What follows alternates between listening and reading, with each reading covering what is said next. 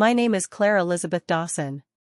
I'm 36 years old, and until that Christmas, I believed I knew my husband better than anyone else. I was wrong. Some memories fade with time. Others stay with you forever. The phone call that changed my life is one of those memories. I had just finished a 14-hour shift at the Children's Hospital. Christmas was only 2 days away, and despite the exhaustion, I couldn't stop smiling. The halls were decorated with twinkling lights, nurses exchanged homemade cookies, and everyone was talking about going home to their families. I couldn't wait to see my husband, Nathan. We had been married for 12 years. 12 years of building a life together, surviving financial struggles, celebrating small victories, and dreaming about the future we believed we'd grow old in. At least, that's what I thought. As I walked toward the staff locker room, my phone rang. Nathan. I answered with a smile. Hey, I'm finally done. I can't wait to get home. There was silence. Not the comfortable kind. The kind that makes your stomach tighten before a single word is spoken. Claire. He finally said. His voice sounded cold. Distant. Almost rehearsed. What happened? I asked. Another pause. Then he said something I never imagined I would hear from my own husband. Don't come home for Christmas. I laughed nervously. What? I'm serious. I stopped walking. The hallway around me suddenly felt empty. I don't understand. I think it's better if you stay where you are this year. My heart began pounding. Better for who? Another silence. For everyone. Everyone. Except me. I gripped my phone tighter. Nathan. I'm your wife. I know. Then why are you telling me not to come home? It's complicated. No. Explain it. He sighed. I just don't think this is the right Christmas for you to be here. My voice started shaking. Are you leaving me? No. Did I do something wrong? No. Then tell me what's happening. He didn't answer. Instead, he whispered something that broke my heart. Please, just trust me. Then the call ended. I stood there staring at my phone, hoping it would ring again. It didn't. For nearly an hour, I sat alone in the locker room trying to convince myself there had to be a reasonable explanation. Maybe someone was sick. Maybe there was a family emergency. Maybe he was overwhelmed. But deep inside, something felt terribly wrong. The next morning, my best friend Emily insisted on meeting me for breakfast. The moment she saw me, she frowned. You look like you haven't slept. I haven't. Over coffee, I told her everything. She didn't interrupt once. When I finished, she leaned back in her chair. Claire. What? I think your husband is hiding something. I immediately shook my head. No. Nathan wouldn't do that. Then why would he tell his own wife not to come home for Christmas? I had no answer. Instead, I found myself thinking about the past few months. Nathan had started working later than usual. He guarded his phone constantly. Whenever I walked into the room, he would lock the screen.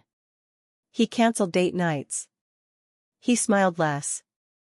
And every time I asked if something was wrong, he always gave me the same answer. I'm just stressed.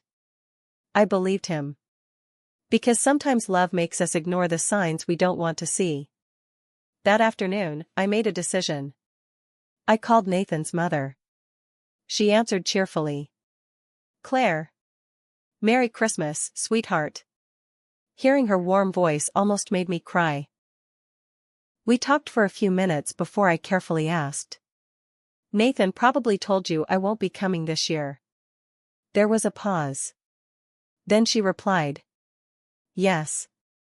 He said you decided to stay because of work. I froze. I'm sorry, what? He told us you volunteered to stay at the hospital. The room started spinning. I hadn't volunteered. I had never said I wasn't coming. Nathan had lied. Not just to me. To his entire family. When the call ended, I sat in complete silence. The pain wasn't just from the lie. It was realizing that my husband had created a story about me without ever asking if I wanted to be part of it. That night, I barely slept. At 3 a.m, I opened my laptop and booked a flight home. I didn't want an argument. I wanted answers. Christmas Eve arrived beneath dark gray skies. The airport was filled with families hugging each other, children wearing matching holiday sweaters, and travelers carrying beautifully wrapped gifts. I felt like I didn't belong anywhere. Nathan still hadn't answered a single message. I called again. Voicemail. Again. Nothing. Hours later, heavy snow forced the airport to cancel dozens of flights. Mine was one of them. I stood at the customer service desk hoping for another option. The next available flight wasn't until December 26th. Christmas was gone. I checked into a small hotel near the airport. The room was quiet. Too quiet. Outside my window, snow covered everything in white. Inside, I sat alone with untouched room service soup growing cold on the table. For the first time in 12 years. I spent Christmas Eve without my husband. The next morning, Christmas Day, I couldn't stay in that room any longer. I returned to the airport just to be around people. Holiday music echoed through the terminal. Children laughed as they opened gifts. Couples embraced. Families reunited. I bought a coffee and found a seat beneath one of the large television screens. A few minutes later, the atmosphere changed. One by one, conversation stopped. People looked up. Every television switched to a breaking news broadcast. A reporter stood beside a snow-covered highway. Behind her were flashing emergency lights. The headline read, "Holiday Hero Saves Dozens During Winter Highway Disaster." I barely glanced at the screen. Then everything changed. The image behind the reporter disappeared. It was replaced by a photograph. My photograph. The same picture from my hospital employee ID badge. Someone sitting nearby whispered, "That's her." Another person turned and looked directly at me. Within seconds, dozens of strangers were staring. My hands began trembling. I looked back at the television. The reporter smiled gently before saying, "The woman you're looking at is Claire Elizabeth Dawson." At that exact moment, my phone started vibrating. Nathan. After ignoring every message and every call for nearly 24 hours. He was suddenly calling me again. Over and over. Before I could answer, the reporter revealed one sentence that made my blood run cold. And in that instant, I finally understood why my husband had begged me not to come home for Christmas. The words that came out of the reporter's mouth didn't make sense at first. The nurse who became an unexpected hero after helping dozens of stranded travelers during last night's highway emergency. I stared at the screen in complete disbelief. Hero? Me? People around me began applauding softly. An elderly woman sitting nearby smiled through tears. "God bless you," she whispered. I looked around, confused. This has to be a mistake. But it wasn't. The reporter continued explaining that shortly after my flight had been cancelled the previous evening, a charter bus carrying families heading home for Christmas had lost control on an icy highway only a few miles from the airport. I remembered it immediately. I had seen the flashing lights while my hotel shuttle was driving past. Without thinking, I had asked the driver to stop. Years of working as a pediatric nurse had taught me that every second mattered. There were already police officers and emergency crews on the scene, but they needed medical professionals. I had introduced myself, showed my hospital ID, and spent nearly 3 hours helping frightened children, calming injured passengers, organizing first aid, and keeping families together until ambulances arrived. At the time, I hadn't thought of it as anything extraordinary. I was simply doing my job. Apparently, someone else had seen it differently. A passenger had recorded several moments on their phone. One clip showed me kneeling beside a little girl wrapped in a blanket, reassuring her that everything would be okay. Another showed me carrying emergency supplies through the snow. The videos had spread across social media overnight. By Christmas morning, local news stations across the state were calling me the Christmas nurse. I covered my mouth in shock. I hadn't even known anyone was filming. My phone vibrated again. Nathan. Then again. And again. 8 missed calls in less than 2 minutes. Before I could decide whether to answer, another call appeared. Emily. I picked up. Claire. Her voice was breathless. I've been trying to reach you. I don't understand what's happening. You're everywhere. What? The videos went viral overnight. Every news station is talking about you. I looked back at the television. The reporter interviewed a father whose family had been on the bus. If Claire hadn't stayed with my son, he said, wiping away tears, Christmas could have become the worst day of our lives. She never stopped comforting the children. I felt tears filling my own eyes. Not because people were praising me. Because I remembered that little boy. He had been terrified. He refused to let go of my hand until his parents reached him. Anyone in my position would have done the same. Emily suddenly became quiet. Claire. What? There's something else. My stomach tightened. I just got a message from one of Nathan's cousins. My heart skipped. What did they say? They're asking why Nathan lied to everyone. I closed my eyes. What do you mean? He told the entire family that you chose work over spending Christmas with them.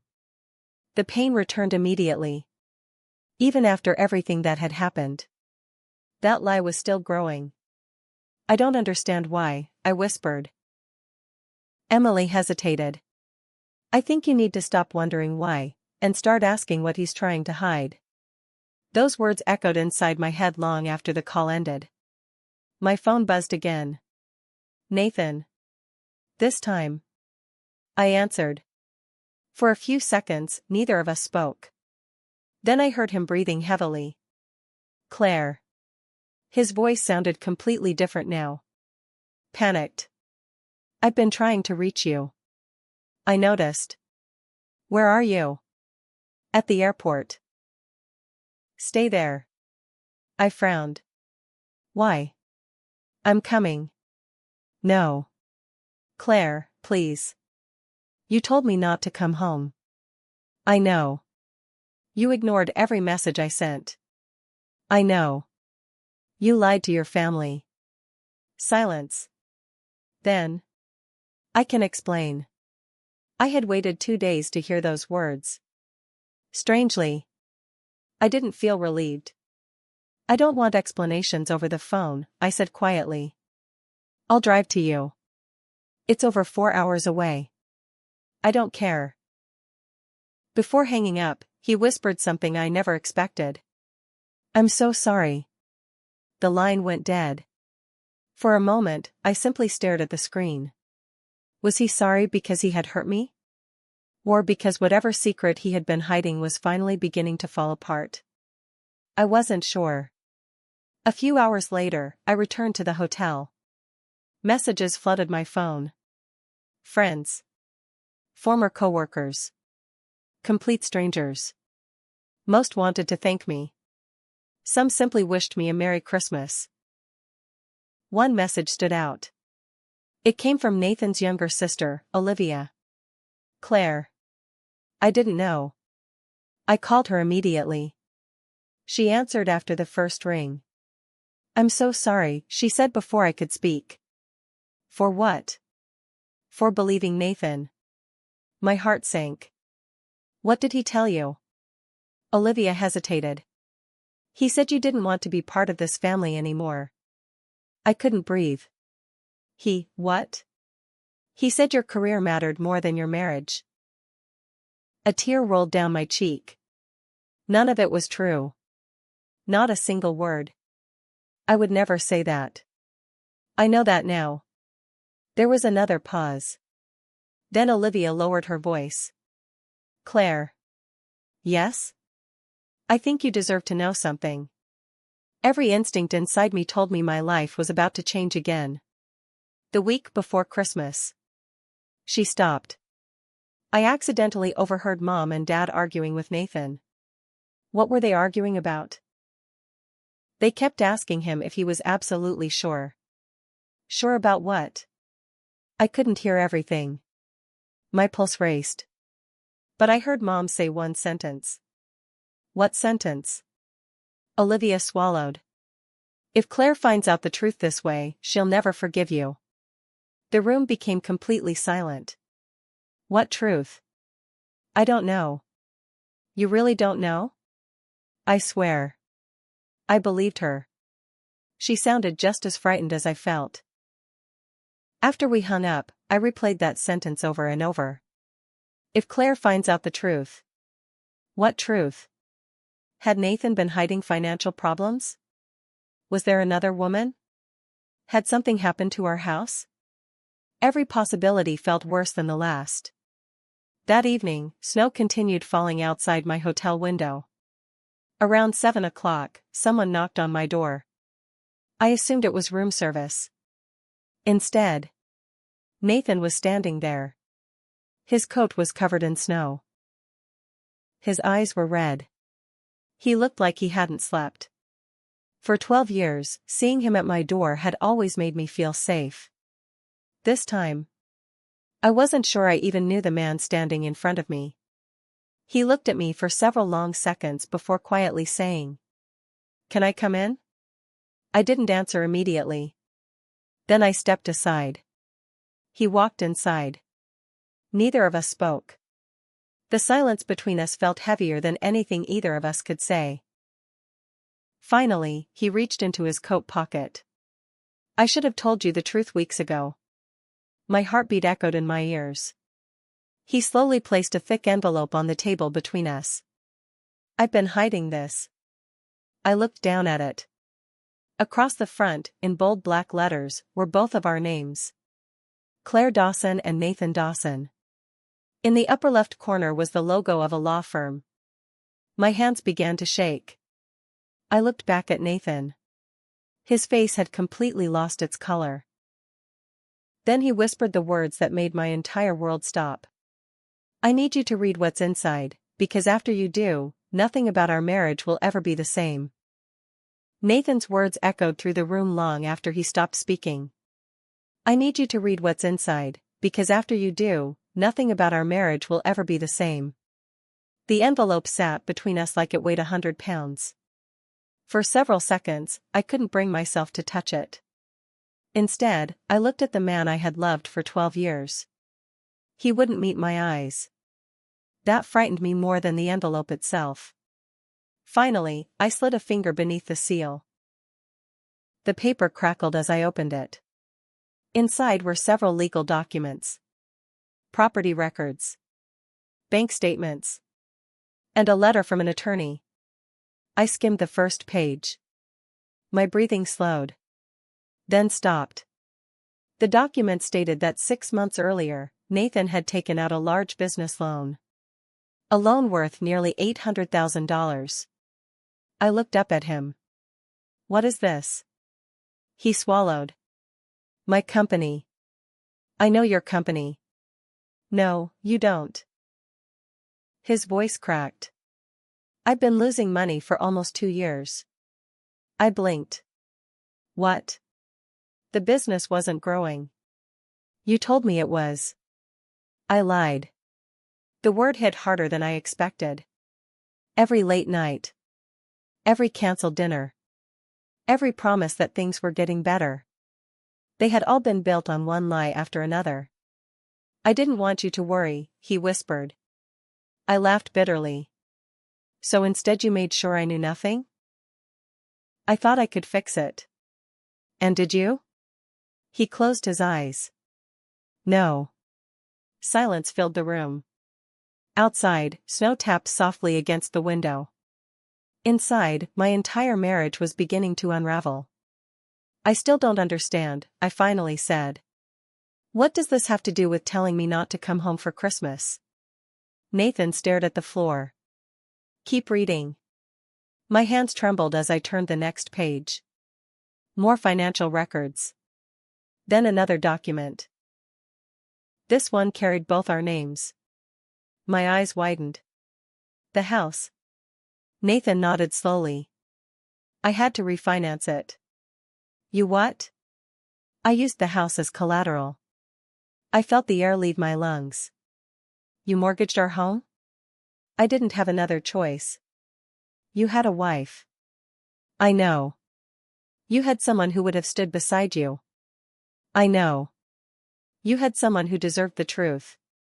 I know. Each answer sounded smaller than the one before. I pushed the papers away. How could you do this without telling me? His eyes filled with tears. I was ashamed. That single sentence changed something inside me. Not because it excused what he'd done, but because, for the first time, I saw fear instead of pride. Still, fear wasn't an excuse. You let me believe everything was fine. I thought I could save the company before you ever found out. And if you couldn't? I didn't want you to lose faith in me. I shook my head. You didn't protect me, Nathan. I know. You protected your image. Those words hung in the air. He didn't argue. Because he couldn't. A few minutes passed before I spoke again. Is this everything? His face fell. No. The room suddenly felt colder. What else? He reached into his wallet. From behind an old receipt, he removed a small folded photograph. He slid it across the table. I found this 3 months ago. I unfolded it carefully. It showed Nathan standing beside an older man. Both were smiling. I recognized the man immediately. George Whitmore. Nathan's former business partner. He had retired almost a year earlier. What about it? Nathan rubbed his forehead. George didn't retire. What? He disappeared.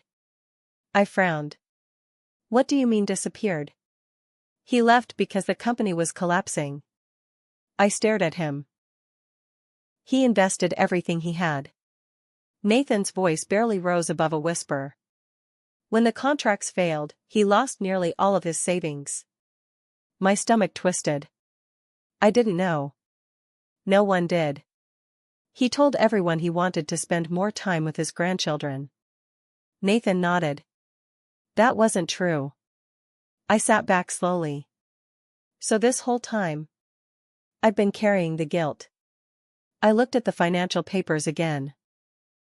For the first time, I realized this wasn't simply about money. It was about shame. Secrets. And choices made in silence. But one question still refused to leave my mind. If this is what happened. I looked directly at him. Why lie about Christmas? His shoulders dropped. I couldn't let you see the house. What? He stood and walked toward the window. Then quietly admitted. The bank scheduled an inspection. I frowned. Inspection? If we missed another payment. He couldn't finish the sentence. They could begin foreclosure. I covered my mouth. Our house. He nodded. I didn't want you walking into that. So you pushed me away instead. I thought if I could buy a few more days. His voice broke. I'd figure something out. For several minutes, neither of us spoke. The truth was painful. But something still didn't fit. Nathan had lied. He had hidden debt. He had risked our home. Yet. Something inside me kept whispering that there was still another piece missing. I looked at him carefully. Is there someone else? He turned so quickly it almost startled me. What? Another woman. No. Are you sure? Claire. His eyes finally met mine. There has never been anyone else. For reasons I couldn't explain. I believed him. Not because trust was easy, but because the hurt on his face wasn't the hurt of a man hiding an affair. It was the hurt of someone drowning alone. Even so, the lies remained. Late that evening, Nathan fell asleep sitting in the chair across from me. Exhaustion had finally caught him. I couldn't sleep. Something kept pulling my attention back to the envelope. I picked it up again. Most of the documents were financial records. But near the bottom, one folded sheet hadn't been opened. I frowned. It wasn't from the lawyer. There was no letterhead. No signature. Just a plain white page. I unfolded it. My heart skipped. It wasn't addressed to Nathan. It was addressed to me. Claire. If you're reading this, it means Nathan finally told you part of the truth. Part? My pulse quickened.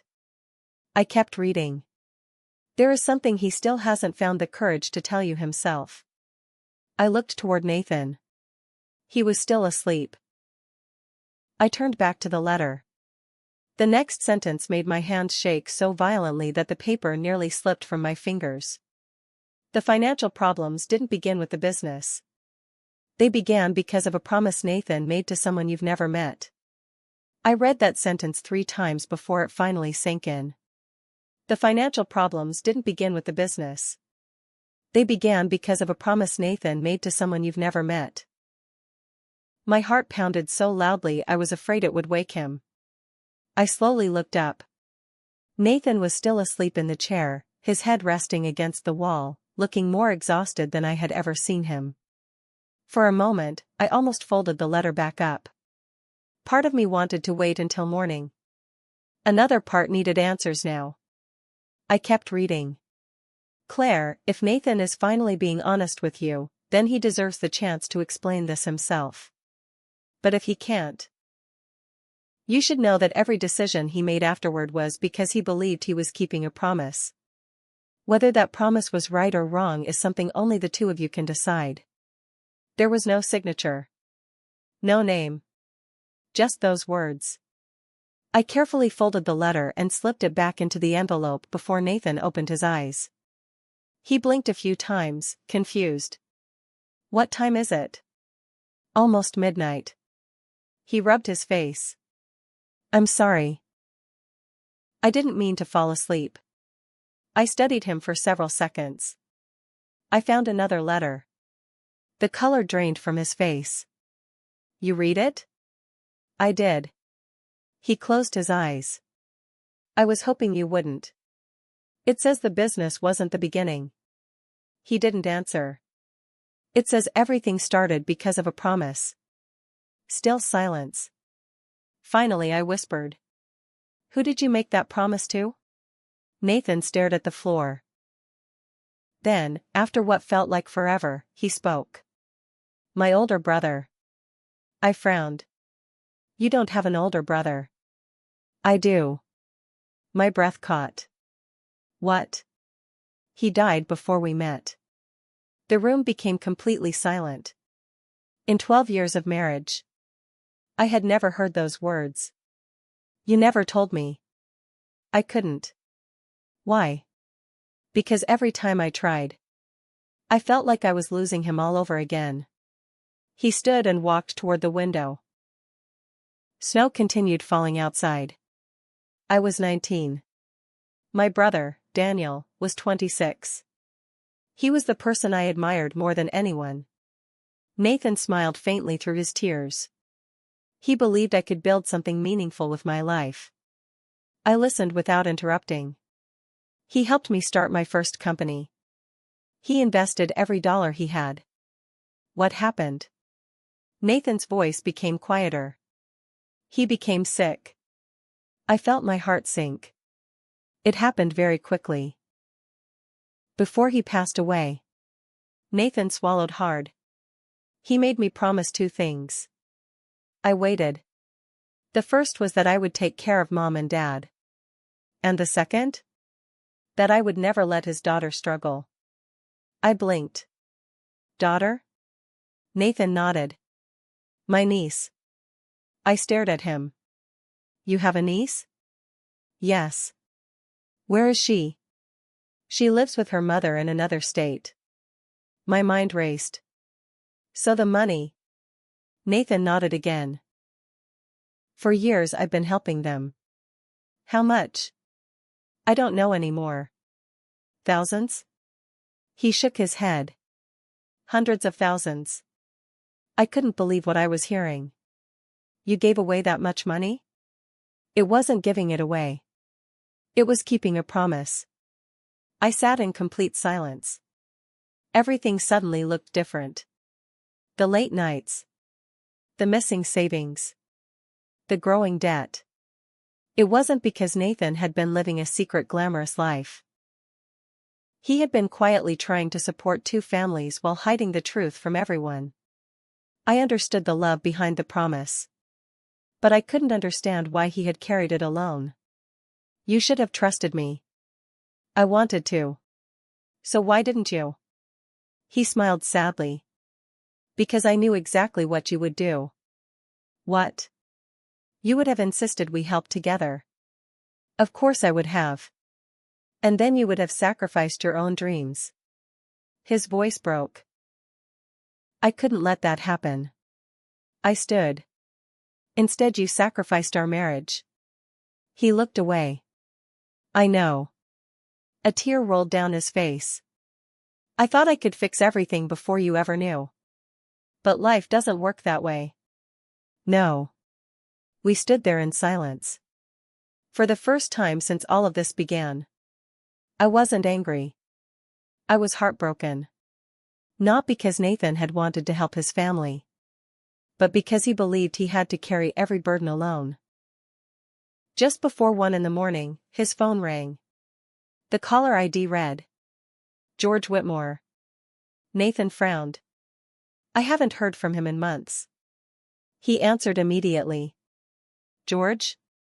I could hear the older man's voice even from across the room. Nathan? He sounded frightened. You need to turn on the television. Nathan grabbed the remote. Every news channel was covering the same story. A major financial investigation had been announced that evening. Several construction companies were being audited after evidence of contract fraud had surfaced. Nathan stared at the screen. I've never seen those companies before. Then the reporter mentioned another name. George Whitmore. Nathan looked frozen. George spoke quickly through the phone. They're looking at every business connected to mine. What? They'll find your company too. Nathan's face turned pale.